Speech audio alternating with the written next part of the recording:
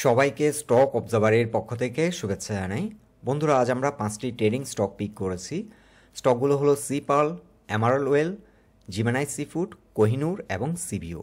এই স্টকগুলো আজ আমরা টেকনিক্যাল গ্রাউন্ড থেকে বিশ্লেষণের মাধ্যমে তুলে ধরব এই স্টকগুলোর বর্তমান অবস্থান এবং ফিউচারে কেমন প্রাইস অ্যাকশন হতে পারে কিছুটা আইডিয়া দেব। আলোচনাটি শেষ পর্যন্ত শুনতে থাকুন।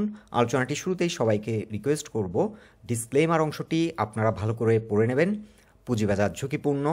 আপনার কোনো পার্সোনাল বাই এবং সেলের কারণে আপনি যদি ক্ষতিগ্রস্ত হয়ে থাকেন, সে দায় স্টক অবজারভার বহন করবে না। শুরুতেই ডে চার্টে দেখে নিচ্ছি Sea Pearl beach resort and spa limited এই স্টকটির অবস্থান। এই স্টকটি যখন 182 টাকায় রান হচ্ছিল, আমরা একটি পোস্ট করেছিলাম এবং এই ডিসেন্ডিং চ্যানেলটি ড্র করেছিলাম। আমরা আপনাদেরকে জানিয়েছিলাম স্টকটি ফার্দার 126 পর্যন্ত রিট্রেস করতে পারে এবং আমরা এই চ্যানেলটি ড্র করে দেখিয়েছিলাম যে এই ট্রেন লাইনটি সাপোর্ট হিসেবে অ্যাক্ট করবে। সো বর্তমানে ট্রেন লাইন বরাবর একটি সাপোর্ট পেয়েছে 125 থেকে 126, এই জোনটিতে সাপোর্ট নিয়েছে এবং আজকের দিন শেষে এই স্টকটি 137 টাকা 70 পয়সায় ক্লোজ হলো। এছাড়া আমরা একটি ফিবোনাচি রিট্রেসমেন্ট চার্ট ড্র করেছি ফ্রম দ্য হোল র্যালি। আর স্টকটি 61%-এর যে সাইকেলটি ছিল, এই সাপোর্টটি ছিল 152। এই সাপোর্টটিকে কিন্তু রেসপেক্ট করেনি। রেসপেক্ট না করে এটি পরবর্তীতে ট্রেন লাইন বরাবর সাপোর্ট নিয়েছে। সো স্টকটি এখন যে প্রাইস পয়েন্টে অবস্থান করছে, এটি ইন বিটুইন 61% টু 78%-এর যে সাইকেল রয়েছে তার মাঝামাঝি একটি পজিশনে এটি সাপোর্ট নিয়েছে। এছাড়াও আমরা আপনাদেরকে মেনশন করেছিলাম স্টকটি এই ডিসেন্ডিং চ্যানেলের মধ্য দিয়ে যতক্ষণ পর্যন্ত রান করছে ততক্ষণ পর্যন্ত এই স্টকটি ডাইরেকশন হবে ডাউনওয়ার্ড। সো এখন এখান থেকে একটা রিভার্সাল হতে পারে এবং সেটি আপ টু 180 কিংবা 175 পর্যন্ত প্রাইস অ্যাকশন হতে পারে। বাট এখানে যদি আমরা এখন ফার্স্ট একটা এন্ট্রি সেট করি, ফার্স্ট টার্গেট হবে 152। সো এই জোনটিতে আমরা যদি একটা এন্ট্রি নতুন করে নিই, তাহলে আমাদের ফার্স্ট টার্গেট হবে 152 এবং সেকেন্ড টার্গেট হবে 174। এই জোনটিতে কিন্তু ভালো রকমের একটা সেল প্রেশার ফেস করবে। আর যেহেতু আজকে আমরা একটি স্পিনিং টপ ক্যান্ডেল লক্ষ্য করছি, একটি long legged spinning top candle আজকের দিন শেষে ক্রিয়েট হয়েছে। সো কালকে হয়তো এই স্টকটির ক্ষেত্রে একটা হাই ভোলাটিলিটি আমরা লক্ষ্য করতে পারি। এক্ষেত্রে ফার্স্ট যদি এটি আপ হয়, পরবর্তী সেকেন্ড রাউন্ডে এটি হয়তো স্লো হয়ে যেতে পারে, রিট্রেস করতে পারে। আর ফার্স্ট আওয়ারে যদি স্টকটি ডাউন হয়, পরবর্তীতে হয়তো আপ হতে পারে। এছাড়াও এই স্টকটির ক্ষেত্রে একটি বিষয় আমাদেরকে মাথায় রাখতে হবে যে স্টকটি যে জোনটিতে সাপোর্ট নিয়েছে 126, এই জোনটিকে আবারও রিটেস্ট করার সম্ভাবনা আছে। আর কোনো কারণে যদি এই ট্রেন লাইন থেকে ছিটকে যায়, পরবর্তী সাপোর্ট হবে কিন্তু স্টকটির ক্ষেত্রে 105। সো আমরা যদি এই ট্রেন লাইনের মধ্যে এন্ট্রি নিয়ে থাকি, যদি কোনো কারণে এই স্টকটি ট্রেন লাইন থেকে বেরিয়ে যায়, ডাউন হয়ে যায়, তাহলে স্টপ লস দেওয়ার ব্যাপারটা মাথায় রাখতে হবে। সো ইন শর্ট, স্টকটির এখন স্ট্রং সাপোর্ট হচ্ছে 125 কিংবা 126, এর পরবর্তী সাপোর্ট রয়েছে 105 লেভেলে। আর স্টকটি আমরা এখন নতুন করে যদি এই জোনটিতে এন্ট্রি নিই, আমাদের ফার্স্ট টার্গেট হবে 152, সেকেন্ড টার্গেট হবে 175 থেকে 180। এখন ডে চার্টে দেখে নিচ্ছি জিমেনাই সিফুড লিমিটেড এই স্টকটির অবস্থান। এই স্টকটি বর্তমানে 20 এক্সপোনেনশিয়াল মুভিং অ্যাভারেজে এসে রেজিস্ট্যান্স ফেস করছে। বর্তমান সময় 20 এক্সপোনেনশিয়াল মুভিং অ্যাভারেজের যে রেজিস্ট্যান্স লাইন, সেটি অবস্থান করছে 554। এই জোনটিকে কিন্তু চেস করছিল, কিন্তু রিজেক্ট হচ্ছিল এই জোন থেকে 584 এখন একটি রেজিস্ট্যান্স।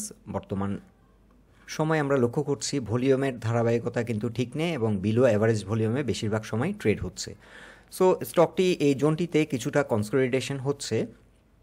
আর এই স্টকটির ক্ষেত্রে এখন স্ট্রং সাপোর্ট হচ্ছে 554। এই সাপোর্টটিকে যদি কোনো কারণে রেসপেক্ট না করে স্টকটি আবারও তার যে লোটা ক্রিয়েট করেছিল রিসেন্ট সময় 488, এই জোনটিকে আবার হয়তো রিটেস্ট করতে পারে। সো স্টকটি যদি আমরা এখন এন্ট্রি নিয়ে থাকি, 555-এর নিচে নামলে কিন্তু স্টপ লস দেওয়ার বিষয়টি আমাদেরকে কনসিডার করতে হবে। অনেক সময় দেখা যায় যে এই সাপোর্ট লাইন থেকে কিছুটা নিচে নামিয়ে আবার কিন্তু কামব্যাক করে। সো আপনারা কিছুটা ওয়েট করবেন এবং ভলিউমের এই জোনটিতে যদি কোনো কারণে রিট্রেস করে এই জোনটিতে আসে, সাপোর্ট পয়েন্টে আসে, সেক্ষেত্রে ভলিউম উপর বেস করে আমাদেরকে ডিসিশন নিতে হবে। যদি হাই ভলিউম নিয়ে যদি এই ব্রেকডাউনটি করে তখন আমাদেরকে মাথায় রাখতে হবে এটি হয়তো ফার্দার অনেকটা ডাউন হবে। আর যদি স্মল ভলিউম নিয়ে ডাউন হয় তখন আমরা ধরে নেব যে এই জোনটিতে তেমন একটা সেল প্রেশার নেই ডিউ টু মার্কেট কন্ডিশন কিংবা কোনো কারণে স্টকটি এই জোনটিতে থেকে নেমেছে কিন্তু কামব্যাক করার পসিবিলিটি হাই। আর এই স্টকটি ভালো পারফর্ম করবে 590-র উপর যদি ঘুরে দাঁড়াতে পারে, অর্থাৎ 20 এক্সপোনেনশিয়াল মুভিং অ্যাভারেজের উপর যদি ঘুরে দাঁড়াতে পারে স্টকটি গতিশীল হবে, ভলিউম বৃদ্ধি পাবে এবং মোটামুটি একটা প্রাইস অ্যাকশন আমরা দেখব। সো আপাতত এই জোনটিতে কিন্তু কনসলিডেশন হচ্ছে এবং এটি কিন্তু ফার্দার এই জোনটিকে 490 এই জোনটিকে কিন্তু রিটেস্টও করতে পারে। সো আপাতত স্ট্রং সাপোর্ট হচ্ছে 555, এই জোনটি 552 কিংবা 52.7 এই জোনটিকে যদি রেসপেক্ট করে আমরা চাইলে এখানে স্লোলি এন্ট্রি নিতে পারি। আর আমাদের ফার্স্ট টার্গেট হবে স্টকটির ক্ষেত্রে 680। এখন ডে চার্টে দেখে নিচ্ছি এমারাল্ডওয়েল ইন্ডাস্ট্রিজ লিমিটেড এই স্টকটির অবস্থান। এই স্টকটি রিসেন্ট সময় যে সাপোর্টটি নিয়েছিল আমরা এই ট্রেন লাইনটা ড্র করেছি এবং এই ট্রেন লাইন বরাবর এসে কিন্তু সাপোর্ট নিয়েছিল 82 প্রাইস পয়েন্ট লেভেলে। সো এখান থেকে কিন্তু একটা রিভার্সাল আমরা লক্ষ্য করছি এবং এই ট্রেন লাইন বরাবর এসে কিন্তু আবারও একটা রেজিস্ট্যান্স ফেস করেছে 108 প্রাইস পয়েন্টে। এখানে ছিল 200 এক্সপোনেনশিয়াল মুভিং অ্যাভারেজের রেজিস্ট্যান্স লাইন, 200 এক্সপোনেনশিয়াল মুভিং অ্যাভারেজের রেজিস্ট্যান্স লাইন থেকে রিজেক্ট হয়েছে। সো আমরা একটা নতুন করে একটা চ্যানেলের ট্রেন লাইন পেলাম। সো এই স্টকটি এখন এই 82 এই সাপোর্ট পয়েন্টটিকে যদি রেসপেক্ট করে এটি আবারও কিন্তু একটা ড্রাইভ দিয়ে এই যে রেসিস্ট্যান্স ট্রেন লাইন রেসিস্ট্যান্সটিকে ব্রেকআউট করার চেষ্টা করবে এবং এই ট্রেন লাইন রেসিস্ট্যান্সটি ফেস করবে 94 থেকে 95 এই জোনটিতে। আর যদি কোনো কারণে এই সাপোর্টটিকে রেসপেক্ট না করে স্টকটি ফার্দার একটা হায়ার লো ক্রিয়েট করতে পারে এবং সেক্ষেত্রে 70 পর্যন্ত নেমে যেতে পারে। সো এই ট্রেন লাইনটি হবে সাপোর্ট এবং উপরের যে ট্রেন লাইনটি এটি হবে রেসিস্ট্যান্স। আরেকটি বিষয়, এটি কিন্তু একটি ডিসেন্ডিং চ্যানেল ধরে আগাচ্ছে। সো এই স্টকটির কিন্তু ডাইরেকশন এখন নিচের দিকে। সো এই চ্যানেলের মধ্যে দিয়ে যদি রান করে তাহলে স্টকটি কিন্তু যে ওয়েভগুলো ক্রিয়েট করছে হায়ার লো ক্রিয়েট করার পসিবিলিটি হাই।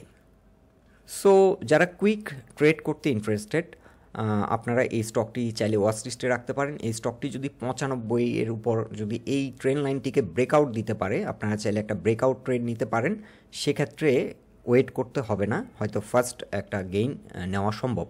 আর স্টকটি যদি আমরা ব্রেকআউট ট্রেড নিই কিংবা এখানেও যদি আমরা ট্রেড নিই হয়তো কিছুটা সময় লাগবে ব্রেকআউট দিতে। স্টকটির ক্ষেত্রে আমাদের ফার্স্ট টার্গেট হবে 130 থেকে 140। তবে এক্ষেত্রে আমাদেরকে 110 এই জোনটাতে অ্যালার্ট থাকতে হবে, কারণ এই জোনটিতে কিন্তু একটা সেল প্রেশার আসবে। এখানে প্রাইস পয়েন্ট লেভেলের রেজিস্ট্যান্স প্লাস এখানে 200 এবং 50 এক্সপোনেনশিয়াল মুভিং অ্যাভারেজের রেজিস্ট্যান্স লাইন। ডে চার্টে দেখে নিচ্ছি এখন Kohinoor chemicals company Bangladesh limited. এই স্টকটি নিয়ে আমরা কিছুদিন আগে একটি পোস্ট করেছিলাম এবং আপনাদেরকে যে সাপোর্টটি দেখিয়েছিলাম যে এটি একটি স্ট্রং সাপোর্ট পয়েন্টে অবস্থান করছে, স্ট্রং ডিমান্ড জোনে অবস্থান করছে। এখানে এন্ট্রি নিলে স্টকটি ফার্স্ট যে রেসিস্ট্যান্সটি ফেস করবে আমরা মেনশন করেছিলাম 450। স্টকটি অলমোস্ট 450 এই জোনটি কিন্তু রিচ করে গেছে। এটি আজকের দিন শেষে 446.4 এসে ক্লোজ হয়েছে। সো এখানে কিন্তু একটা রেসিস্ট্যান্স ফেস করবে। এই রেসিস্ট্যান্সটি ব্রেকআউট করতে পারলে পরবর্তী এই স্টকটির ক্ষেত্রে টার্গেট হতে পারে 506 থেকে আপ টু 520। তো পরবর্তী টার্গেট 506 থেকে 520।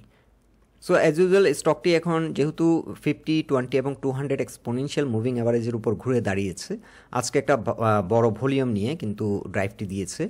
সো এক্ষেত্রে আশা করা যায় এই ট্রেন্ডটি কন্টিনিউ করবে, তবে এখান থেকে কিছুটা রিট্রেস হওয়ার সম্ভাবনাও রয়েছে যেহেতু এখানে সেল প্রেশার আছে এই জোনটিতে। এখান থেকে কালকে হয়তো কিছুটা রিট্রেসমেন্ট হতে পারে। অ্যাজ লং এজ স্টকটি 200 এক্সপোনেনশিয়াল মুভিং অ্যাভারেজের উপর অবস্থান করছে, স্টকটি ভালো মুভমেন্টে থাকবে।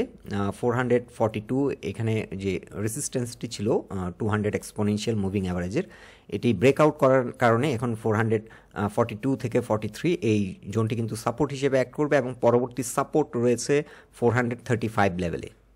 আর এই স্টকটি 450 থেকে 465 পর্যন্ত কিন্তু রেজিস্ট্যান্স ফেস করবে। এখন ডে চার্টে দেখে নিচ্ছি সিবিও পেট্রোকেমিক্যাল রিফাইনারি লিমিটেড এই স্টকটির অবস্থান। এই স্টকটি লাস্ট টাইম আমরা যে সাপোর্ট পয়েন্টটি দেখিয়েছিলাম 173, এই সাপোর্টটিকে কিন্তু রেসপেক্ট না করে এটি ফার্দার রিট্রেস করে এবং এটি 167 এই পয়েন্টে এসে কিন্তু এখন নতুন করে সাপোর্ট নিয়েছে। সো স্টকটি আমরা যদি এখন এন্ট্রি নিই, স্টকটির টার্গেট হবে 177, এই ট্রেন্ড লাইনটি কিন্তু এখন রেজিস্ট্যান্স হিসেবে অ্যাক্ট করবে। 177 থেকে 178 পর্যন্ত প্রাইস অ্যাকশন হতে পারে। আর নতুন করে আমরা যদি এন্ট্রি নিই 167 এর যদি নিচে নেমে যায় তাহলে আমরা চাইলে স্টপ লস দিতে পারি। তবে এই স্টকটি আমাদেরকে মাথায় রাখতে হবে এটি কিন্তু স্ট্রং ডিমান্ড জোনে আছে। স্টকটি একটু টাইম দিলে এখান থেকে আবার হয়তো ঘুরে দাঁড়াবে, ঘুরে দাঁড়িয়ে ভালো একটা হয়তো মুভমেন্ট আসবে। সো স্টকটি চাইলে স্লোলি কালেক্টও করা যেতে পারে এই জোনটিতে। ট্রেডিং করার জন্য এটি কিন্তু ভালো একটি স্টক, এটি রিসেন্ট সময় কিন্তু ভালো পারফর্ম করছে। তবে যে প্রাইস অ্যাকশনটি হচ্ছে এটি হচ্ছে সাইডওয়ে প্রাইস অ্যাকশন করছে। এটি 190 থেকে স্টকটি 165 এই জোনটিতে কিন্তু ঘোরাফেরা করছে। সো এই স্টকটির ক্ষেত্রে আমাদের ফার্স্ট টার্গেট হবে 177 থেকে 178 এবং সেকেন্ড টার্গেট হবে 190। আর এই স্টকটির ক্ষেত্রে আরও একটি বিষয়, এটি কিন্তু ফ্লোর প্রাইস হচ্ছে 164। যদি কোনো কারণে এটি ফ্লোরের দিকে চলে যাওয়ার একটা টেন্ডেন্সি থাকে সেক্ষেত্রে আমরা চাইলে স্টপ লস নিতে পারি। সো বন্ধুরা, এই 5টি স্টক নিয়ে এটাই ছিল আমাদের অবজারভেশন। আলোচনাটি যদি ভালো লেগে থাকে অবশ্যই পোস্টটিকে লাইক দিন, আর আমাদের সাথে থাকার জন্য আপনাদের অসংখ্য ধন্যবাদ।